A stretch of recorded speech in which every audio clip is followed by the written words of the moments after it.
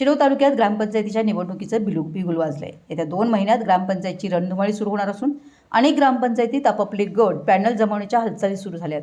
त्यातच सरपंच पद थेट जनतेमधून निवडण्यात येणार आहे, त्यामुळे अनेक इच्छुकांच्या नजरा आता सरपंच पदावर लागल्यात। दरम्यान शिरोळ तालुक्यात नेहमी चर्चेत असणाऱ्या दत्तवाड ग्रामपंचायत निवडणुकीसाठी मोर्चेबांधणीला वेग आला असून अनेक इच्छुक उमेदवारांनी गुडघ्याला बाशिंग बांधून जोरदार तयारी सुरू केली आहे।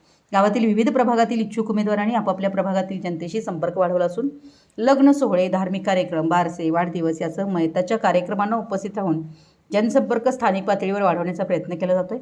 अनेक इच्छुक उमेदवारांनी व्हॉट्सअप, इंस्टाग्रामसह सोशल मीडियावर सतर्क राहून आम्हीच प्रभावीपणे विकास कामं करणार हे दाखवण्याचा प्रयत्न सुरू झाला आहे।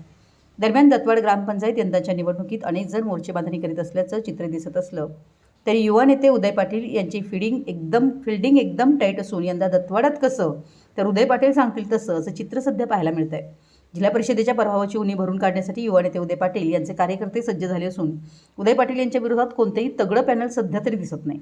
यंदा सरपंच पदाची निवड थेट जनतेतून होणार आहे, त्यामुळे ग्रामपंचायत निवडणूक लढवतानाच आता सरपंच पदावर डोळा ठेवूनच निवडणूक लढवण्यात येणार आहे। यासाठी निवडणुकीसाठी पॅनलची रचना करण्याची तयारी सुरू आहे। त्याचबरोबर सरपंच झाल्यानंतर इतर ग्रामपंचायत सदस्यांचं सहकार्य मिळत राहावं या हेतून जवळच्या विश्वासू उमेदवारांचा शोध घेण्यात येतोय। त्या दृष्टीनं गावात सरपंचासह ग्रामपंचायत सदस्यांची निवड करून पॅनलची रचना करणार असल्याच्या चर्चा रंगतायत। एकंदरीत ग्रामपंचायतच्या निवडणुकीत दत्तवाडाच्या भागात राजकीय वातावरण चांगलंच तापत असल्याचं दिसतंय।